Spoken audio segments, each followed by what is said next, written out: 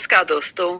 आज हम बात करने जा रहे हैं अरावली पर्वतमाला की, जो पहाड़ों की एक कतार नहीं बल्कि उत्तर भारत की जीवन रेखा है। आज की ये जानकारी मैं आपको बिल्कुल सरल, साफ और अपनी भाषा में समझा रही हूँ ताकि हर व्यक्ति इसके महत्व को सही तरह से समझ सके। दोस्तों, अरावली पर्वतमाला भारत की सबसे प्राचीन पर्वत श्रृंखलाओं में से एक है। ये लाखों साल पुरानी है और समय, बारिश, हवा, गर्मी और सर्दी की मार सहते हुए आज भी मजबूती से खड़ी है। एक समय था जब ये पर्वतमाला राजस्थान, हरियाणा, दिल्ली और गुजरात तक बिना रुके फैली हुई थी, लेकिन आज दिल्ली एनसीआर के ज्यादातर लोगों के लिए अरावली बस हाईवे के किनारे दिखने वाली भूरी और सूखी पहाड़ियां और शहरों के बीच बचा हुआ थोड़ा सा जंगल बनकर रह गई है। लेकिन वैज्ञानिकों और पर्यावरणविदों के लिए अरावली का महत्व इससे कहीं ज्यादा है। अरावली की खासियत उसकी ऊंचाई नहीं बल्कि उसका काम है। अरावली थार रेगिस्तान की धूल और रेत को दिल्ली एनसीआर तक पहुंचने से रोकती है, तेज रेगिस्तानी हवाओं की रफ्तार तोड़ती है, बारिश के पानी को जमीन में उतरने का मौका देती है जिससे भूजल रिचार्ज होता है, मिट्टी को बहने से रोकती है, धूल प्रदूषण और बढ़ती गर्मी को नियंत्रित करती है और सैकड़ों दुर्लभ पेड़ पौधों और जीव जंतुओं का घर है। इसीलिए अरावली को उत्तर भारत की आखिरी हरी दीवार कहा जाता है। अब बात करते हैं एक बेहद अहम फैसले की। 20 नवंबर को सुप्रीम कोर्ट ने केंद्रीय पर्यावरण मंत्रालय यानी MoEFCC द्वारा दी गई अरावली की नई परिभाषा को स्वीकार कर लिया। इस नई परिभाषा के अनुसार अब केवल वही पहाड़ियां अरावली मानी जाएंगी जिनकी ऊंचाई स्थानीय जमीन से 100 मीटर या उससे ज्यादा है।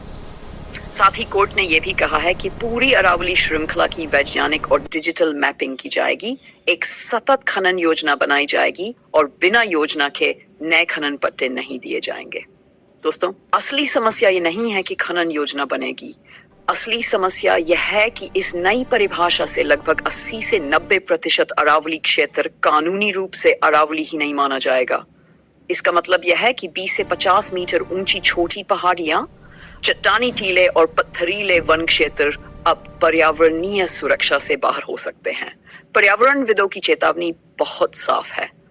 वैज्ञानिक कह रहे हैं कि धूल और रेगिस्तान रोकने के लिए 100 मीटर ऊंचाई जरूरी नहीं होती। 20 से 30 मीटर की भारी हवा की रफ्तार रोकती है और बारिश के पानी को जमीन में उतारती है। अरावली की असली ताकत उसकी पूरी श्रृंखला में है, न कि सिर्फ कुछ ऊंचे पहाड़ों में। श्रृंखला टूटती है तो दिल्ली एनसीआर में धूल और प्रदूषण तेजी से बढ़ेगा, भूजल स्तर और नीचे जाएगा, जैव विविधता नष्ट होगी और रेगिस्तान पूर्व की ओर फैल सकता है। इस फैसले पर राजनीतिक और सामाजिक प्रतिक्रिया भी तेज है। अरावली का मृत्यु प्रमाण पत्र अरावली का मृत्यु प्रमाण पत्र कहा है। राजस्थान, हरियाणा और दिल्ली एनसीआर में सेव अरावली अभियान तेज हो गया है। सामाजिक कार्यकर्ता, वैज्ञानिक और स्थानीय लोग साफ कह रहे हैं कि अगर अरावली को सिर्फ ऊंचाई से परिभाषित किया गया तो उसके पर्यावरणीय काम को नजरअंदाज कर दिया जाएगा। सरकार और कोर्ट का कहना है कि अंधाधुंध खनन की अनुमति नहीं दी जा रही, वैज्ञानिक मैपिंग के बाद ही फैसले होंगे और सतत खनन से संतुलन बना रहेगा। लेकिन विशेषज्ञ सवाल पूछते हैं, जब जमीन को अरावली ही नहीं माना जाएगा तो संरक्षण किसका होगा?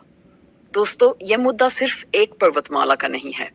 यह तय करेगा कि दिल्ली एनसीआर साफ हवा में सांस ले पाएगा या नहीं, आने वाली पीढ़ियों को पानी मिलेगा या नहीं, और भारत अपनी प्राकृतिक सुरक्षा दीवार बचा पाएगा या नहीं। अरावली को सिर्फ मीटर में नहीं मापा जा सकता, उसे उसके पर्यावरणीय योगदान, उसके इतिहास और हमारे भविष्य की जरूरतों से समझना होगा। ये लड़ाई सिर्फ पहाड़ों की नहीं है, ये लड़ाई हवा, पानी और जीवन की है। अगर आपको ये जानकारी महत्वपूर्ण, सच्ची और जरूरी लगी हो तो इस वीडियो को लाइक जरूर करें, कमेंट करके बताइए कि आप अरावली के भविष्य को लेकर क्या सोचते हैं, और ऐसी ही जरूरी जानकारी के लिए चैनल को सब्सक्राइब करना न भूलें।